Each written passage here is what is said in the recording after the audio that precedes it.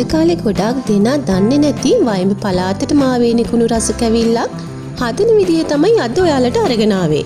ඉතින් මේක අපේ දේශීය කෑමක්. නමේ නම් පොඩි අමුත්තක් තියෙනවා. ඒ වුණාට හරිම ලේසි මේක හදාගන්න. එහෙනම් බලන්නකෝ ඔයාලත් දන්නවද කියලා මේ කොමල වටන් නම් රස කැවිල්ල හදාගන්න. මුලින්ම මේ සඳහා පැණි පොල් ටික හදාගන්න ඕනේ. චාචියක් අරගෙන සීනි මේසැඳි 3-4ක් දාගත්තා. ඊට පස්සේ මේක හොඳ තද්ද පාටකට එද්දි ඉතුරු සීනි ටිකත් එකතු කරා. ඉතින් මෙතන සීනි ග්‍රෑම් 150ක් අරගෙන තියෙනවා. ඒකෙන් ගත්ත සීනි වලින්ම තමයි කැරමල් එක මේ හදාගත්තේ. දැන් ගාගත්ත පොල් ගෙඩියක පොල් ටික දාගත්තා. ලිපේ ගින්දර අඩු ප්‍රමාණයට තමයි තියෙන්නේ. ඊට පස්සේ ලුණු තේ හැඳි කාලක් විතර එකතු කරා.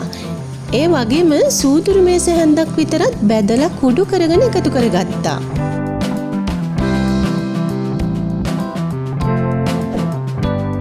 දැන් හොඳට කලවම් කරගන්න ඕනේ. මේ විදිහට කලවම් කරගෙන තෙත ගතිය අඩු වෙලා මේ විදිහට එකට එකතු වෙද්දී ලිප නිමා ගත්තා. පැණි පොල් එක ටිකක් නිමෙන්න ඕනේ. පැණි පොල් ටික නිමෙනකන් කැවුම් මිශ්‍රණය හදන්න ඕනේ.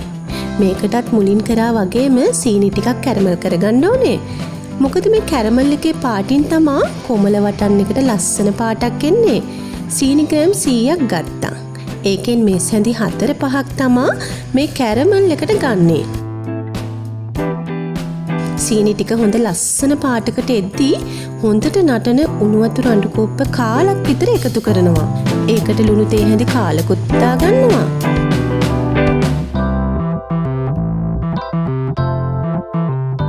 ඉස්සල්ලාම පාර නටාගෙන එද්දී ලිප වහලා පැණි ටික ටිකක් නිමෙන්න තියෙනවා.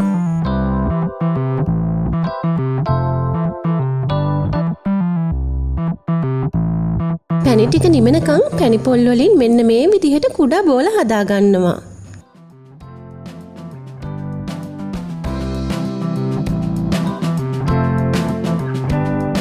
ඊට පස්සේ ඉතින් කැවුම් මිශ්‍රණය හදාගන්න තමයි තියෙන්නේ. පැණි ටික දැන් හොඳට නිවිලා තියෙන්නේ. දැන් ඒකට මම තෙත හාල් පිටි ග්‍රෑම් 150ක් දාගන්නවා.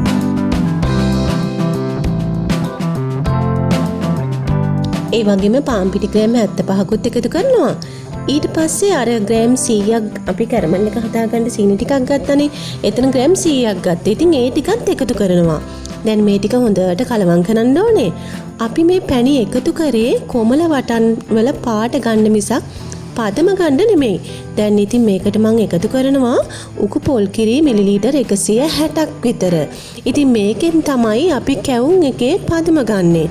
අපි මේ පදම හදාගන්න ඕනේ කොන්න කැවුම් මිශ්‍රණයේ විදිහට. දැන් හරි කොමල වටන් ටික හදාගන්න තමයි තියෙන්නේ.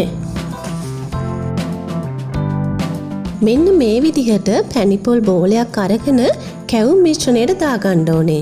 ඊට පස්සේ පැණි පොල් බෝලේ මිශ්‍රණය හොඳට ගාගෙන මේ විදිහට අරගෙන හොඳින් රත්තුණු තෙල් එකට මේ විදිහට දාගන්න. ගින්දර නම් ගොඩාක් නැතුව සාමාන්‍ය ගින්දර තමයි තියාගන්න ඕනේ. මේ විදිහට පොඩි හැන්දක් අරගෙන කොමල වටන් ටික ලස්සනට හදාගන්න පුළුවන්. ඉතින් මේක මැදට හොඳට තෙල් ලිය ගන්න ඕනේ.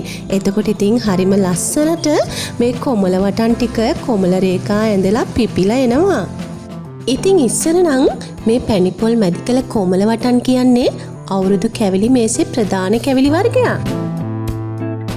ඉතින් මෙදා පාර අලුත් අවුරුද්දට ඔයාටත් පුළුවන් ඔයාගේ කැවිලි මේසේ කොමල වටන් වලින් හැඩ කරගන්න.